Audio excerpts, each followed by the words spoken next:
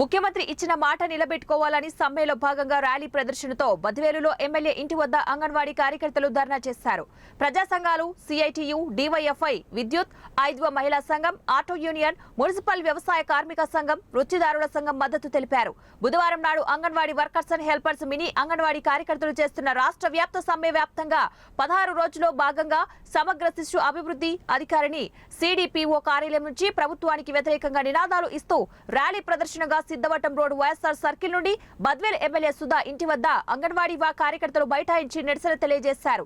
ప్రజా సంఘాల ఐక్యవేదిక convener K Srinivasulu మాట్లాడుతూ 16 రోజులుగా అంగన్వాడీలు సమ్మె చేస్తున్నా ప్రభుత్వం పట్టించుకోవడం లేదని, దారుణమని, సంకల్ప యాత్ర సందర్భంగా, పాదయాత్ర సందర్భంగా అసెంబ్లీ సాక్షిగా అంగన్వాడీలకు తెలంగాణ కన్నా 1000 రూపాయలు ఎక్కువ ఇస్తానని చెప్పినా జగన్మోహన్ రెడ్డి మాట నిలబెట్టుకోవాలని గరిట కంచంతో ప్రభుత్వానికి వ్యతిరేకంగా నిరసన తెలియజేశారు.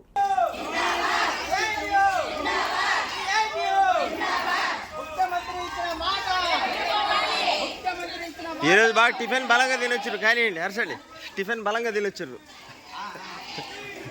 Justice justice. ఏమ్మా మీరు ఎవరోరా? అరవండి, వీధులు దద్దరిల్లాలా, సౌండే లేదు. ఏమ్మా మీరు అరవరా? అరవండి. మీరు దేనికి పోతాడు ఏందనేది తెలియాలి కదా జనాలకు. చేయాలి చేయాలి చేయాలి.